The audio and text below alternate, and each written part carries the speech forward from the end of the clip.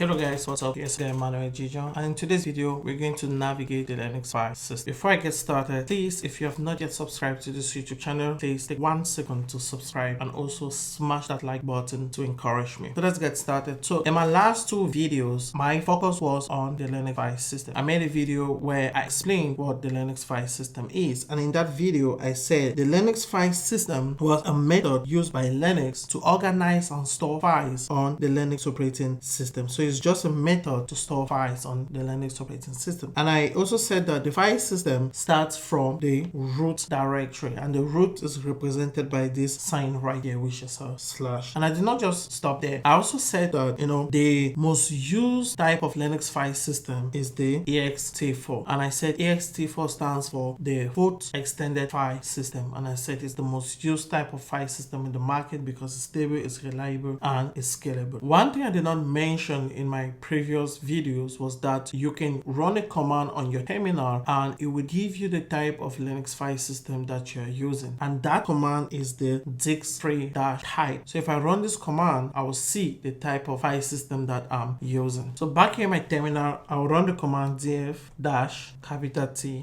and I'll hit enter. This command will give you some information, but most importantly, it will tell you the type of file system that you're using. As you can see right now, I'm using the ext4. Another command you can run is the cat/etc/file system table, and you hit enter. This command will also give you some information on the type of Linux file system that you're using. As you can see right here, I'm using the ext4 file system. Here are some important things that I want you to remember. The first thing I want you to remember is that the file system starts from the root directory. And the second thing I want you to remember is that the root directory right here is represented by this sign right here. And I also said if you run the command cd/, it will take you to the file system. There is something that's very, very important that I want you to remember. In Linux, everything in Linux is a file. Users are files, commands are files, network settings are files, security are files, devices that are connected to your Linux servers, they are also files. So back here in our terminal, we're going to access our file system. There are a couple of things I want you to notice. The first thing is that I want you to see that I'm currently logged into this server as Ubuntu, and Ubuntu is a regular user. And I say whenever you see the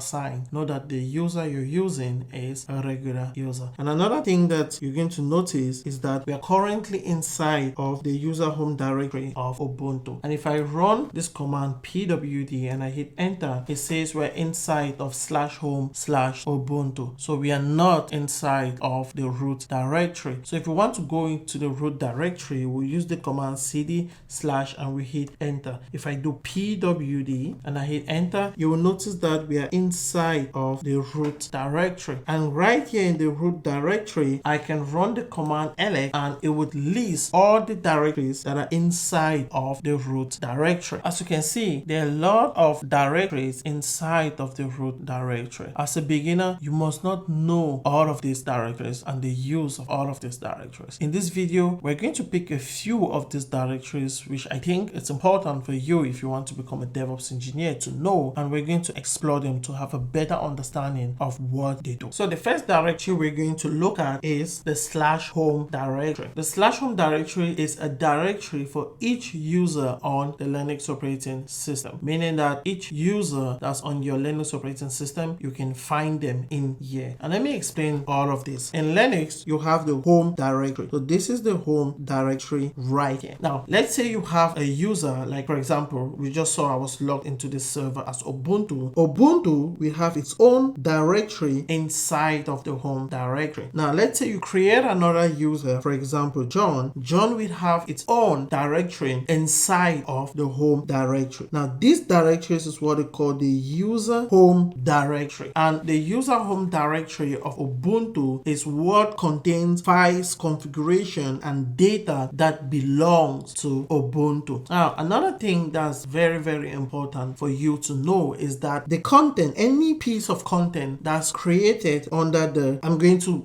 refer to this as Ubuntu, and I'm going to refer to this directory here as John. Another thing you have to know is that anything that Ubuntu is doing inside of its user home directory cannot be accessed by John. John, and anything that John is doing inside of its own user home directory cannot be accessed by Ubuntu. So let's access the home directory and let's see what we can find in there. So back here in my terminal, to access the home directory, I'll do a cd home and I'll hit enter. Then if I do pwd, see I'm inside of /home. Then if I do ls, you'll notice that right now there's only one user home directory that's inside of the home directory, and that's the directory of Ubuntu. I can go inside of this directory called Ubuntu and I'll hit enter. Now you'll notice that right now I'm inside of the user home directory of Ubuntu. This sign is indicating that I'm inside of the user home directory of Ubuntu. So if we create another user called John, for example, John will have its own folder here, and if we create another user called Mary or Paul or Peter, they will all have their folders here. So that's the use of the home directory. The second directory I want us to talk about is the root directory. But before we talk about the root directory, I want to explain something to you. In Linux, we have two types of users. We have regular users and we have administrator. An administrator in Linux is called root, and root is the most powerful user in Linux, and root has full access to the Linux operating system, something that a regular user like Ubuntu does not have. There are things that Ubuntu cannot do on a Linux operating system, or any other regular user cannot do on a Linux operating system, but root can do it. Now, because root has full powers to your Linux operating system, root can do things like modify files, change system settings, manage users, including creating users and even deleting users. So if root feels like a specific user is not supposed to be on a Linux system, root has the powers to delete that user. Now, another important thing you have to know is that the /root directory is the user home directory of the root user, just as the /home is the user home directory of Ubuntu and other regular users. The root directory is the user home directory of the root user. Another important thing you have to know is that regular users cannot access this directory unless they use the sudo permission. They are not allowed to go inside of this directory. So let's go explore, the root directory. So back here in my terminal, I will do a cd to root and I will hit enter. The first thing you notice is that I don't have the permission to go inside of this directory. Why? Because I'm currently logged into this server as Ubuntu, and Ubuntu is a regular user. So if you want to go inside of this directory, just type sudo -i. Sudo here means super user do, and the -i means interactive share. Then if I hit enter, boom, now I'm inside of the root directory. And if I do a pwd, you see I'm inside of /root. I want you to pay attention to a couple of things. The first thing I want you to pay attention to is that I'm no more Ubuntu, but I'm now root. So in order for me to access this, I was forced to use the root user. And the second thing you have to notice is that the prompt sign has changed into a pound sign. And I said, whenever you see a pound sign, know that you're currently logged into that server as an administrator. The third thing I want you to notice is that I'm inside of the user home directory of root. So that's the use of the root, directory. Another directory I want to talk about is the bin directory. First thing I want you to know about the bin directory is that the bin stands for binary, right? The bin directory contains important executable programs and commands needed by the system. And also you have to know that the /bin contains binaries of all users and commands like ls, cp, move, run, and cat. So all the commands you run on your Linux operating system are inside of this /bin directory. Apart from having a /bin directory, there's also another directory known as the sbin directory. And this sbin stands for system. So this S in front of the bin stands for system binaries. This directory holds binaries that only system administrators can use. Like for example, to create a group, or to create, for example, a user, to assign permissions, to take permissions, to delete things are inside of this binary, right? Now, to explain it like this, Ubuntu will use the bin directory to execute its command, but root would use the sbin directory. That's kind of the difference between the two. Let's go and try to explore these directories. So back here in my terminal, I'll do a cd into bin and I'll hit enter. Then if I do ls, you're going to see some files in here. Here is ls, and inside of this file there is the code or the binary or the executable that makes it possible for the ls command to work. Let's see what's inside of this file. So to see what's inside of that file, I will do a cat ls and I'll hit enter. So this is what is inside of that file. I don't understand none of this, and I don't expect you to understand it as well. Most people, they don't understand it. Even people that have been doing Linux for years, they don't understand what's this. So what we're going to do is we're going to take back our terminal, and I want to show you something. So if I do a find dash name and I specify the name of the file, for example, let me say ls, you're going to see that there's a file right here called ls. Now, if I delete this file, the ls command is not going to work. Let's try it. But before I delete this file, let's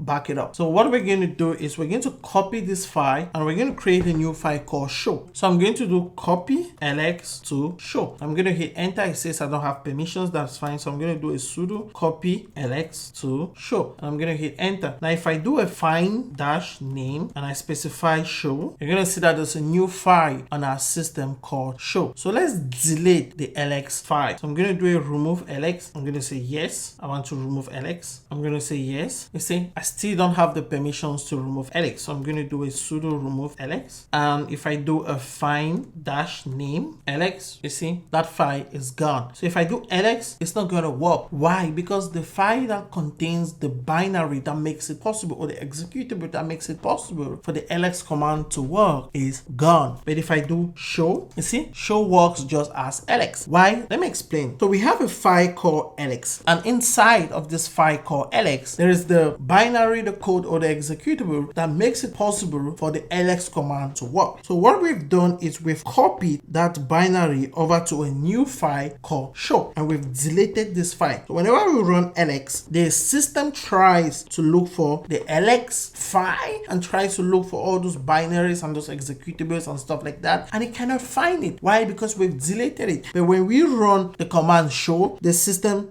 can access that file and be like, okay, these are the binaries, or these are the executable, and this is what this command is supposed to do. I don't know if that makes sense. Does it make sense? I don't know. Leave in a comment below if that makes sense. If I want to put it back, I'll just do a sudo copy show, and I will do ls and I'll hit enter. Then now if I do ls, see, ls is going to work, right? So this is what the bin directory does. Now let's look at the sbin directory. So if I do an ls and I cd into sbin and I hit enter, if I do ls, you're going to see binary executables that only an administrator can use. Let me show you. For example, the ability to add a group, or an administrator can do it. The ability to add a user, only administrators can do it. So inside of this specific directory, you're only going to see commands that only administrators can execute them. The next directory I want us to talk about is the etc directory, or the etc directory, right? I just love calling it the etc directory. And this directory contains system configuration files and settings. That is, the files in this directory are used to configure the system, services, and applications. So anything that has to do with configuration on your Linux operating system is found inside of the etc directory. And in this directory, you're going to have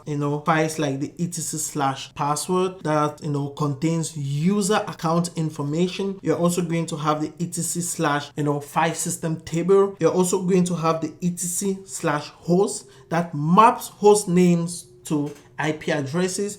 And you're also going to have etc/network. Basically, it's a directory that contains all the network configurations of your Linux operating system. And finally, you can also find the etc/SSH. Basically, it holds the configurations of the SSH service on your server. So let's go into this directory and let's explore this directory. So back in my Linux terminal, I'll do a cd into etc and I'll hit enter. Then if I do ls, you see all of these files here are different configurations, right? And one thing you're going to notice is that all of them will end with this extension of .config, right? And here, as I said, you're going to have directories like this. So if I do, for example, cat, and I say cat pass wd, and I hit enter, see, you're going to have information about different users on this server. For example, you're going to see right now we have root and we have, Ubuntu, right? Let me just clear my screen. And as I said, also in here, you can have information about the type of file system you're using by looking at the file system table. So if I do cat etc, if I do cat file system table and I hit enter, it's also going to give me,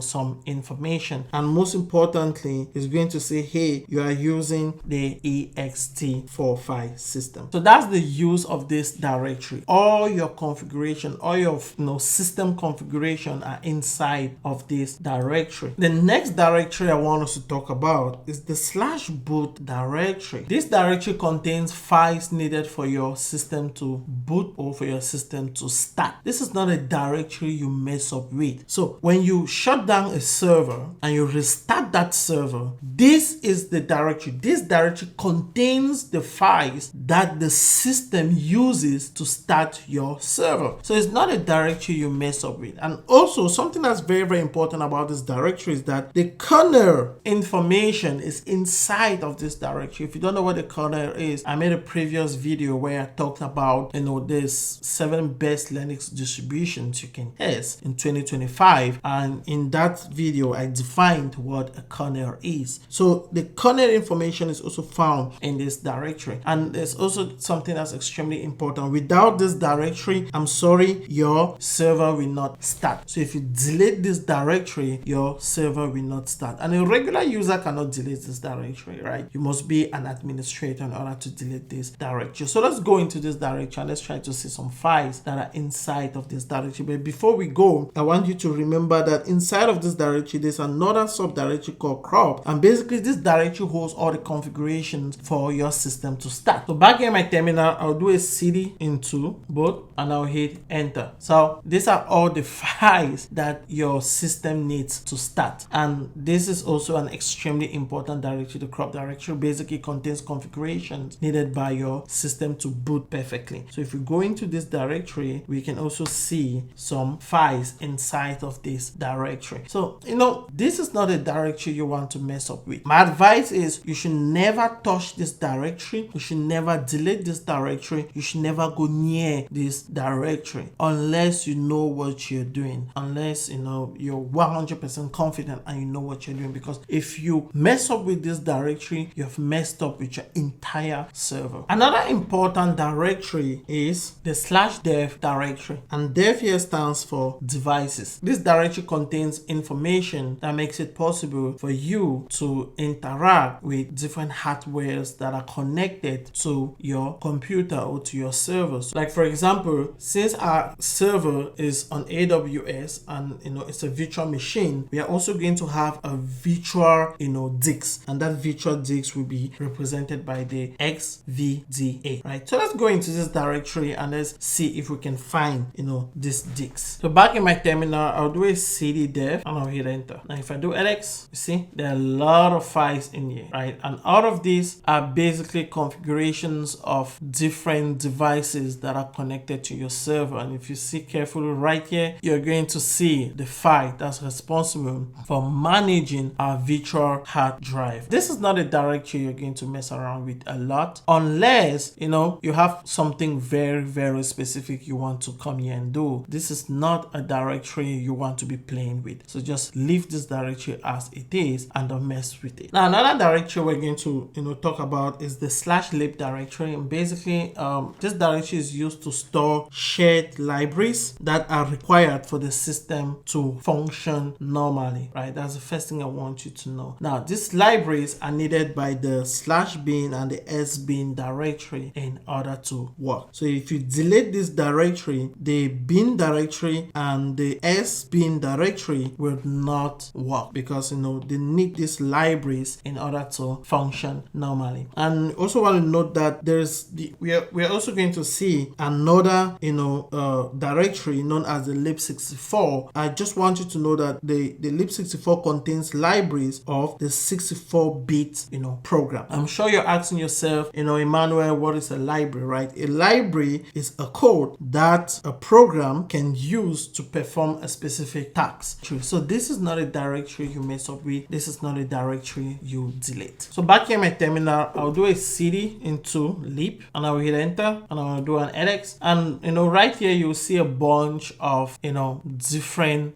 libraries that your operating system would need in order to function normally. And you're also going to see, let me clear my screen, you're also going to see another directory here known as the lib64. So I'll do a cd lib64 and I will hit enter. Then if I do ls, then you're going to have just this right here. So let's leave this directory. Let me clear and let me do ls. Those are some important directories that I want you to know. Then the rest, I'm just going to not say it. Now, the temp directory basically is a directory where you keep temporal files. So if you have a file that's temporal, you can put that file inside of this directory. Then there's also the ops directory, and the ops directory is the directory where you go to find applications or software that you've installed on your Linux operating system that did not come with the Linux operating system. Then we also have the proc and the sys. They are like virtual file systems. So I'm not going to spend too much time explaining all of these directories because there are a lot of them. As we proceed and we're learning more about Linux and learning more about other things, we're going to come back and use some of these directories that will help you understand them better. So thank you for watching this video. See you in my next video. Bye.